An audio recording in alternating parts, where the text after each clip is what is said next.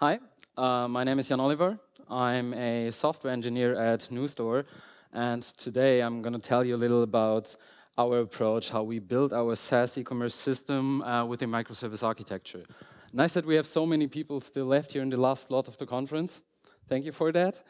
And yeah, let's get into my talk.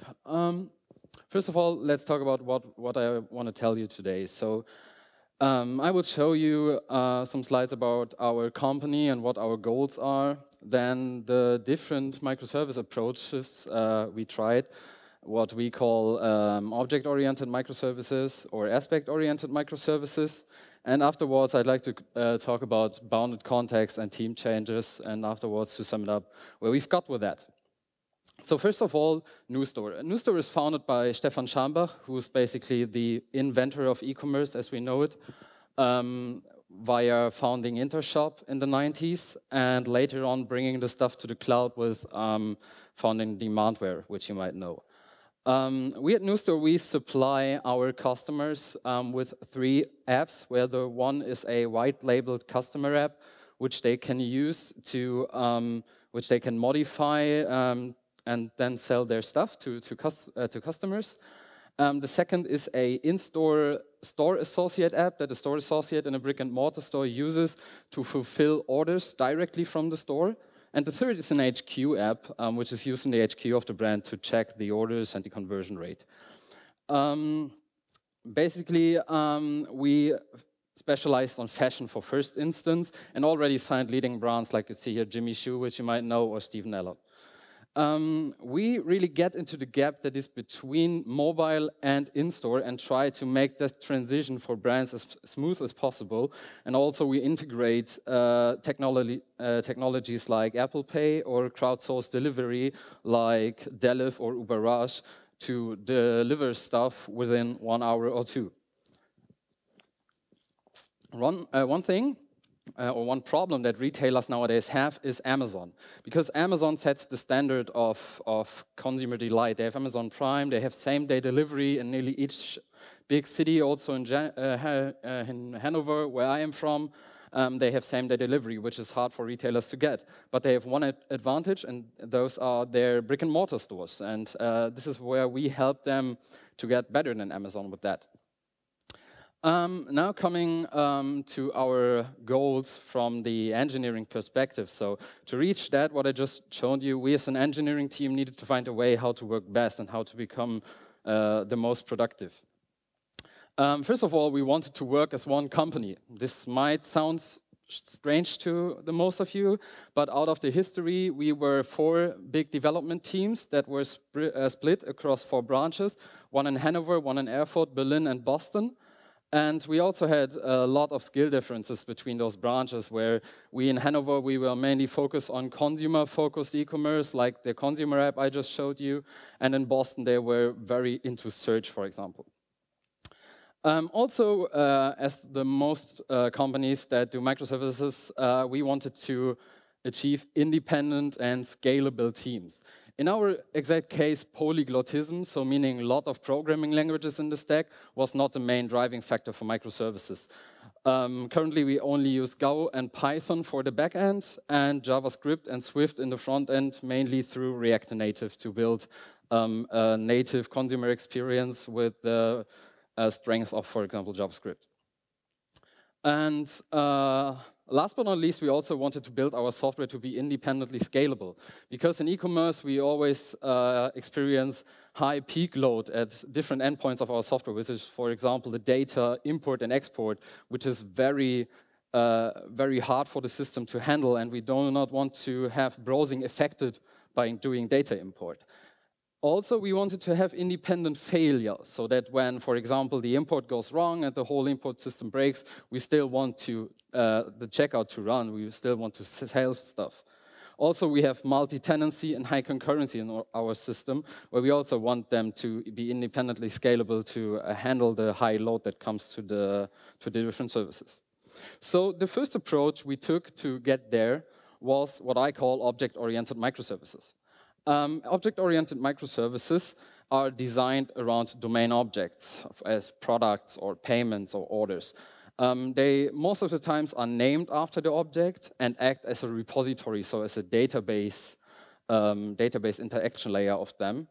And they implement the behavior of that specific object, like authorization for a payment or capturing for a payment. And when we now look at an example which is very simplified, we see here 5 objects, like product, payment, shipment, sales, orders, and returns. And the arrows show you that they are all related. We all know that objects are related. And those relationships are meaningful. There's business logic in those relationships. But when we now take that model, take the arrows away and put it all together, what we see here, there's basically no difference between that. The only difference is, what we did is that we spread them across the network, and what we added is network. So yeah, the problem with network is that the network is slow, and the network will fail. So it's more expensive to communicate to another part of your software through the network instead of doing it through the memory. We all know that. And this is the problem here. And basically, the decision we made was a trade-off decision. So we said, okay, we need to trade off performance to get scalability. And is that really what we wanted? What I showed before is that we could also do that as a monolith. And this is also what object-oriented microservice architecture are in danger of, what we call the distributed monolith. So basically, a monolithic architecture that is spread across the network just to spread it across the network and say, okay, we do microservices, but for no real reason. What we often, or what we also saw in our architecture, was that we had a very, very tight coupling between those services, which is not good when you think back of our engineering goals that we want to have independent teams. And when your services are highly coupled, it's hard for teams to work independently. And also we had a lot of multi-service refactorings where we needed to get into the code of a lot of services and change that, okay, we renamed image to picture and we need to do this in all those services. And we had many synchronous calls, which is slow and a bad experience for a consumer surfing through a web store or a native app store. One trait, or there are multiple traits, I want to list 2 here. One trait of a distributed monolith is shared code. So we learned to share code in a monolithic architecture. So in a monolithic architecture, sharing code is good because you do not want to repeat yourself, which we all know from Rails as the word dry. But dry isn't necessarily a good thing in a microservice architecture, and believe me, we have gone through them all. Like, we have shared models, we had shared contracts, like the communication contracts between the microservices, and we had shared tooling. And I'd like to quote the InfoQ blog here, which said that the evils of too much coupling between services are far worse than the problems caused by code duplication. And the most dangerous problem we saw with code sharing was that others will start using your shared code. They will look into your shared libraries and see, hey, that cool state machine abstraction here, let's use it. We need it anyways, so we can use it from the shared libraries. The problem is that when you need to change that in your independent team, what we wanted to get, it's hard to coordinate those changes across teams. Like, you need to type into your Slack or in your sprint planning meeting that, okay, in the next sprint, we want to change that. Who's affected by that? And what you also need to do, you need to find a deployment strategy because you need to roll that out to multiple services when you change a shared library. Also, the highly dependent services I already introduced. Because what is a feature? So when we implement a feature, we basically combine behavior of multiple of our domain objects together to achieve something in our product. And when you do an object-oriented architecture, you need to change multiple services to get multiple behaviors right. And also, we will experience so-called hub services, which are basically needed to be changed for every feature we implement. For us, it was mainly the product service, which was changed with every feature request. Like, in every sprint, we changed the product service, and this was really hard for us to deploy that and communicate it across teams. And they become, in the end, they become small monoliths themselves because they grow so big and they are so mighty. And I have 3 quotes from our teams that I want to present to you, which one is, we cannot just simply change that. We don't know what this will do to our system. Or when I change that in service A, I also need to change that in service B. And the third one, I need to know which other services I need to start so that your service does not crash, which is actually the baddest thing, the worst thing of all that, because it's now hard to scale if you're in that situation. You don't know what to start and how to deploy that stuff and what you can turn off in production and what can fail in production and what cannot fail in production. You don't know all that when you have that situation. And what you now scale is behavior, not functionality. And you might find yourself in a situation where you scale the behavior you don't want to scale only to scale different behavior you need right now. And coming to that, what we saw, we don't want to build objects, we want to build functionality. So first think of what you really want and then approach your software architecture. We did it wrong, but we saw it early enough, so we were able to change our architecture here. So where we wanted to get with the architecture was aspect-oriented microservices. Aspect-oriented microservices, they care about functionality, not objects. So they, for example, care about the checkout, not the order and its behavior. They care about authorizing credit cards, not the payment and its behavior, or catalog search, not the product or and its behavior. Because when you think about prices, how complex prices are, and you put that all into the product service, you will end up in a mess of a service. Yeah, a little flow I have here is what I mean with functional services. For example, a standard e-commerce checkout, which is really the green path with no exceptions here. We have catalog browsing, checkout, authorizing the credit card, routing an order to a store in our case, pick and pack the order, and charge the credit card in the end. And all those services are working with objects. And as we see here, the objects are needed in a lot of services. But what do the services actually need from that objects? When we only look at the product, for example, our catalog browsing service is mainly interested in the name, the image, and the price of the product. Whereas the checkout service is interested in the price and the text class of a product. And last but not least, the pick and pack is interested in weight, dimensions, and image. So completely different properties. Expect for price and image, as we see here. So maybe the pick and pack needs the images to present that to the store associate here. That is the image. Look in the store if you can find it. And I'd like to re-quote the InfoQ guy, who said that the evils of too much coupling between services are far worse than code duplication. And you can also relate that to the objects. Because when we share the objects between our functional services, we cannot simply change the object. So what do we need to do? We need to replicate data. Which means that if different functional services are interested in the same aspects, traits of one entity, we replicate them. So meaning that we save them in one place and save them in another place afterwards. And but still, one service should act as a master here, just as a remark, because you don't want to change the image in all of the different services. You want to have it in one place, and if the image is wrong in another service, there's always one single point of truth how the product image should look like.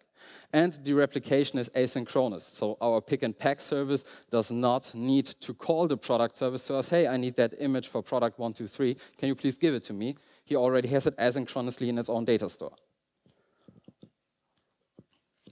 So through this, we become even more flexible when we let the entities evolve independently.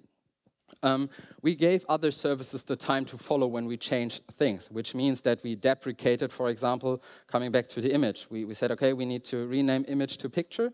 Then we threw out both properties to the network first. So we threw out image and picture with the same value in it so that other services had the chance to follow us before we removed the image and break the whole system with that.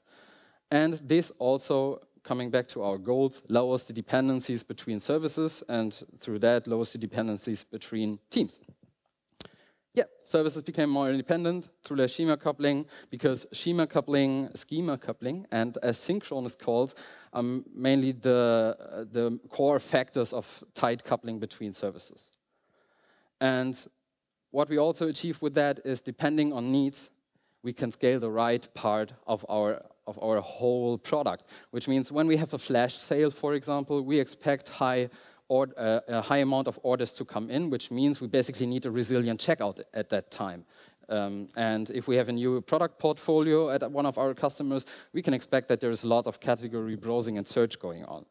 Or if we see that all of our customers importing data at 2 a.m., we need a lot of import services at 2 a.m. to cover that load that comes there. And in the end, what is a product? A product is a composition of lots of functionalities to one single entity, which is called our product. So as one feature consists out of multiple behaviors, one product consists out of multiple features. And obviously, a product is that what we want. So now, as we all know from the Conway guy, which I don't want to quote here anymore, I think you all know that we needed to get there. We had a good idea about our architecture, and now we find a way, we needed to find a way to get there, which means changing our organization. So what we had out of the situation I described in the beginning, that we were distributed across 4 branches, we had a low inter-team communication, which means that every team built their own subsystem in Hanover, in Erfurt, in Berlin, and they only talk to each other when it's really necessary. Like we built the whole checkout in Hanover, and in the end, we asked in Berlin, hey, we have that order here, we need to get it to you. How do we do that? And they told us, and we see, okay, we were completely wrong, and we need to do that all over again. And this is obviously not good. And also, this has high dependencies, even if you don't have high dependencies while developing that checkout. But in the end, you see, okay, there is a high dependency to the other team to transfer the order to. And what you can obviously not do, when you deliver a whole product, you cannot say external system error when you errored in exporting your order. And also, we found ourselves lacking scalability. Because what can we do with new developers? We can throw them into one of the 3 existing teams. And as we all know, more devs in one team does not make the team more productive at all. And also, we couldn't split the teams because they were limited to the branches.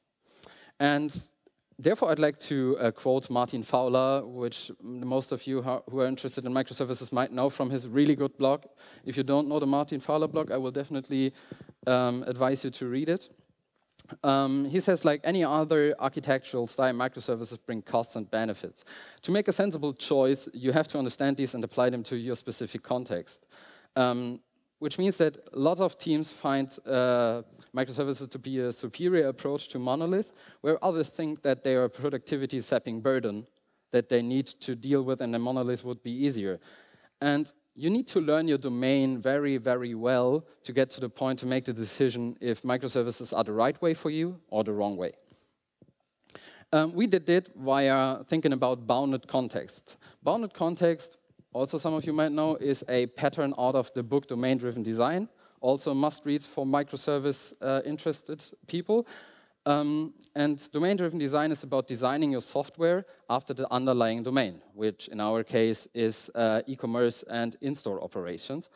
And it also states that a big domain, so as your domain grows and it's not just selling products, it's also routing orders to stores and guiding associates through fulfillment, it becomes even harder to generalize that domain.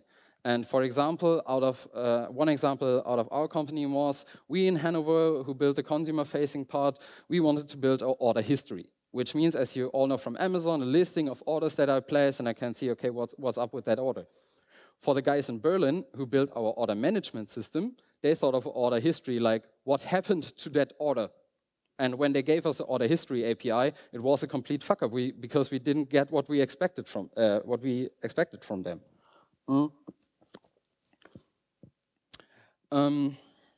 Also, the aspect-oriented programming I told in the beginning, and coming back to this, the different contexts have different representations of the same concepts like products or orders.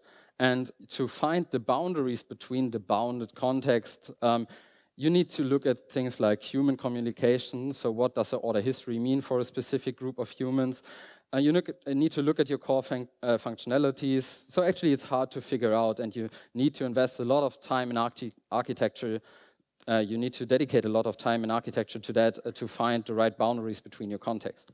For us, it was explore, which is about product exploration, buy, buying stuff, order management system, and fulfillment. And back to our idea of the basic e-commerce flow, this means that explore deals with browsing and selecting products, where buy deals with creating and checking out an order, OMS routes that order to a store and informs the customer about it, and fulfillment guides the associate to fulfillment. So where did we got with that was what we did to achieve that is actually we built focus teams for each context, which means that each team delivers one of our core functionalities, and they are free how to deliver that. So the question that was already asked, like how small is microservice, is up to the team. They can decide how they want to deliver that functionality to the rest of the company. And the teams were also distributed across the branches. We did that because we wanted to crack the branch boundaries, and it's easier to communicate to each other when you know and sit in the same room with the people you're talking to, even though they're in a different team. This led us to also an even skill set in the teams, which made it easy for us to develop a feature from the beginning to the end, what in our case means from the consumer app through to the order management system, through to the HQ app. One team was dealing with all of those apps and built the feature from the beginning to the end. What we also can do in terms of scalability, when we look back at our context, we can split context, which means, for example, for order management, for the order management system, that we can split it into routing, like order routing, and financial transactions, as exporting invoices to an ERP system, which gives us the possibility, if our teams grow bigger and bigger, to split them in two teams and give them, again, one specific context to work on. The same we can also do to the others. Like buy, we can split it to checkout and order monitoring. Explore can be split to catalog and recommendations. And fulfillment to shipment and operation of the store. What we learned when we applied that was actually that we need to communicate across teams. This is what lots of companies do very different. So there are teams that don't communicate to each other where they are encapsulated units, but we learned really quick that we need to communicate across the teams because there are always dependencies. We will never find ourselves in a situation in software where we don't have dependency to other teams. And also it helps to never lose the big picture. And other teams might have good ideas too and want to collaborate with you on your specific context, and you should not lock them out. If they have good ideas, why not? Let them help you. And now I need to come to Conway a little bit because, as Conway told us, first change your organization and then change your architecture, because your architecture will always follow your communication, the communication in your organization. And for us, we had 4 teams and 4 branches, which in the beginning resulted in 4 subsystems. And afterwards, after we split it, our teams to be cross-branch, cross-functional, we found ourselves in having matched our architecture to those bounded contexts we already introduced. So where did we got with that? We got to a point where we really achieved independent teams through less coupling between their software, because they build services that point on one functionality, not on objects. They share objects through replication, which makes it easier for them to change their services because they deprecate fields and don't need to communicate to all other teams to do one single change. Also, as already stated, features are now developed end-to-end in one team, and not only one team building the consumer-facing app and in the end talking to the team that builds the backend for that. Also, we can split our teams into smaller teams when we need it. So if our teams grow bigger and bigger, for example, we have 12 developers in one team, we can just split them into a team of 6 developers. And now they are building functionality, not object behavior. And this is actually what we want our teams to do. We want them to build our functionality because, as we already learned, a product is a composition of multiple functionalities. And Fun fact, we really have fun using Scrum. I know that there are lots of people that don't like Scrum because their Scrum experience goes back to the days when there was a very legacy company, which is 20 years old, where a manager wants to get more control over the engineering team. But we really got to the point that we have low dependencies between team, we have open communication between team, and we build it end-to-end so that the sprint review in our case is not only, okay, those are the stories we did in the last sprint, we did that and that and that and that, and we didn't achieve that. Our reviews are the whole company comes together, there's one big hangout where everyone is in, and every team presents their end-to-end feature they built. They open the consumer app on a shared screen, they buy something there, it is shown in our NewStore app, which is the in-store app, and after the order was delivered, it can be shown in the HQ, which is really great for the teams, great experience, you can be very proud on your work. But still, you don't ever finish learning a domain. Therefore, it's still a long way for us to go to get to the highest performance, to the performance we want to have. And if you want to be part of that, please get in touch with us or get in touch with me in front of here. And I thank you for for being here. Thanks and listening to me.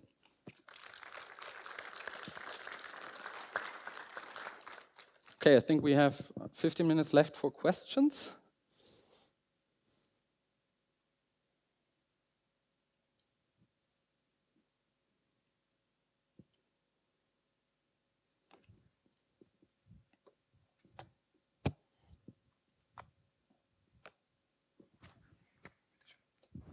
Thank you. First of all, thanks for your talk. It was like really interesting, especially compared to some others. And my question, you talked a bit about how you did that shared or distributed monolith. Thanks for that as well, because it gave an insight of like how not to do it, which some avoid to talk about. So can you like give a small overview of design principles that you ended up with doing, or not the design principles, but how did you do your microservices in the end? I mean, how many do you have, like some more practical examples? Okay, so actually it's hard to tell because I'm also a part of one team and we built our own microservice landscape. As I already said, we're free how to deliver that. For example, I can give an example with payment. So we looked at the payment stuff. It was up to us to build the payment in our context. And we thought like, okay, the most easiest approach, of course, let's build a payment service, which was fairly easy. And we have a payment entity in the database, which is authorized at the payment service provider and afterwards captured when the order was delivered. And we looked at it like, okay, what functionality are we building here? We built two functionalities. One is about authorizing, and one is about capturing the services.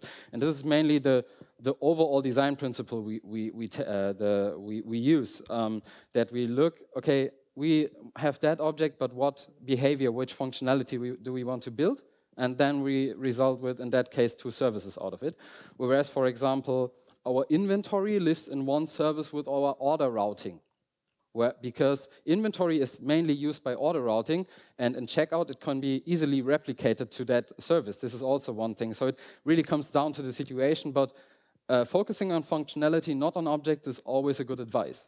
Like never think in objects, but with everything, and also the talks that were beforehand, there is never a 100% solution to anyone. So other companies build object-oriented microservice architecture, and they are completely fine with that, and it works very well for them because their organization is as it is. But for us, the functional aspect-oriented approach was definitely the best, and those design principles I just elaborated. Does that answer your question? Cool.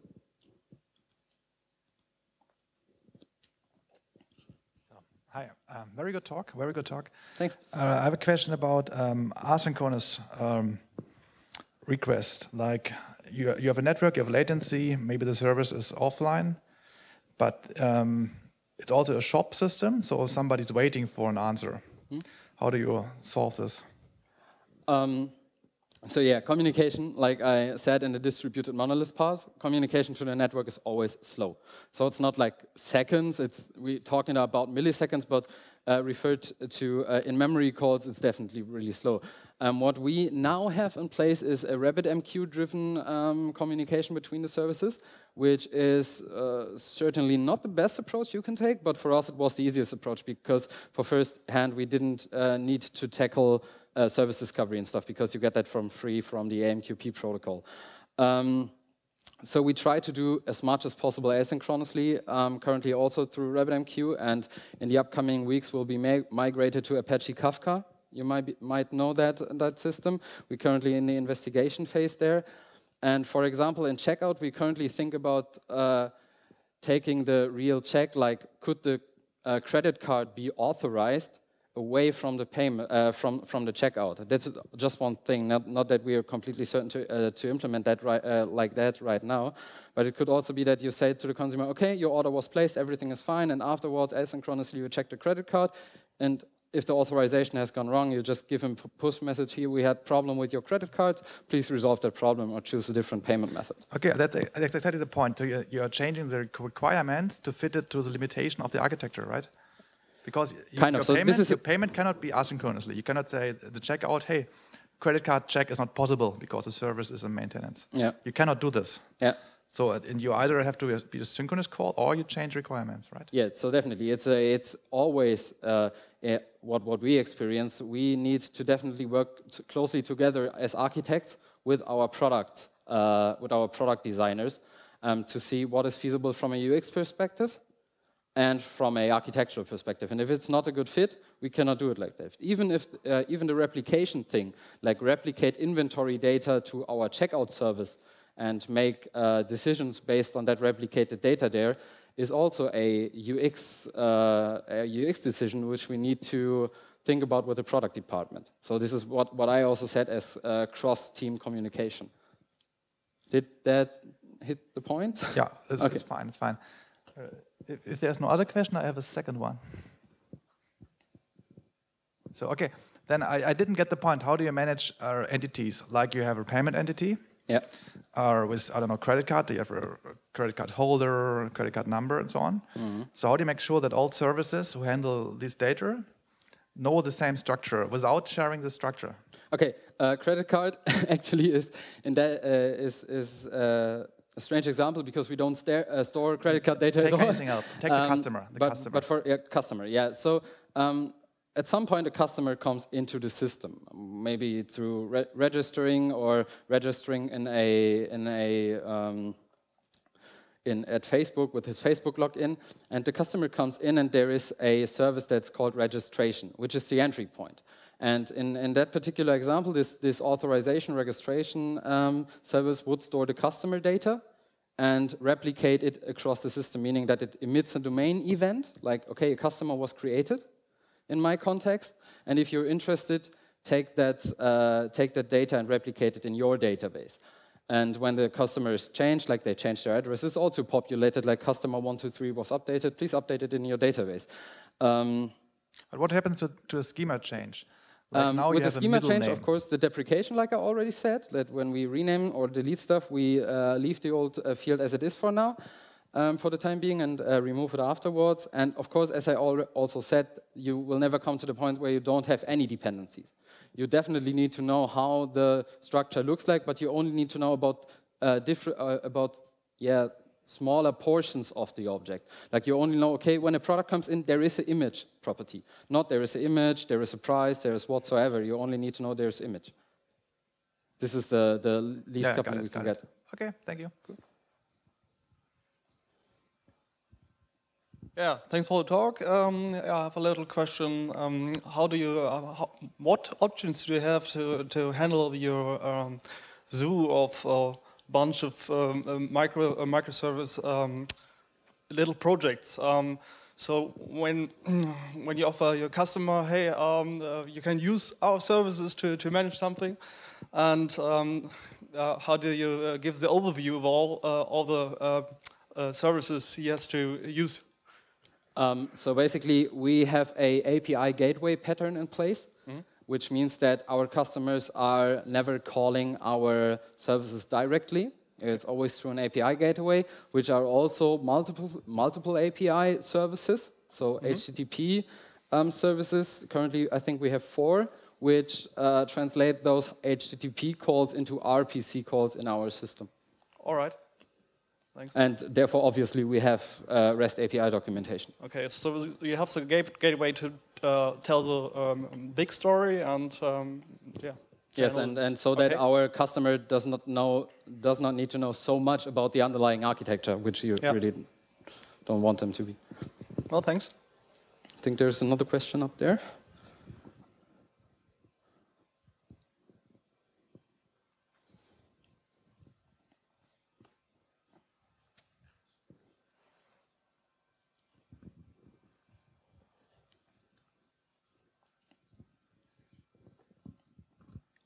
So if there are a bunch of different developer teams that are all building those APIs or those microservices, and you have customers and you have those teams that use them, how do you make sure they all have the same kind of documentation if you actually say each of the teams can select their own stack? Of course, yes, good question.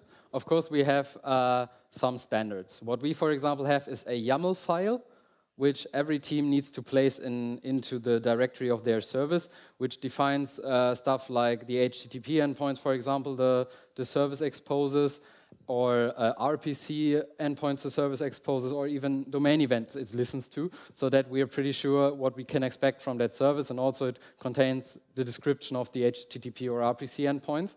And out of that, we have document writers that translate our technical service documentation into customer-readable API documentation. And fun fact, what we also do with that, we have a tool in-house where we use those service YAML files we have to generate an overview of a whole service architecture. If you're interested in it, you can click around there and read the descriptions, which is really cool.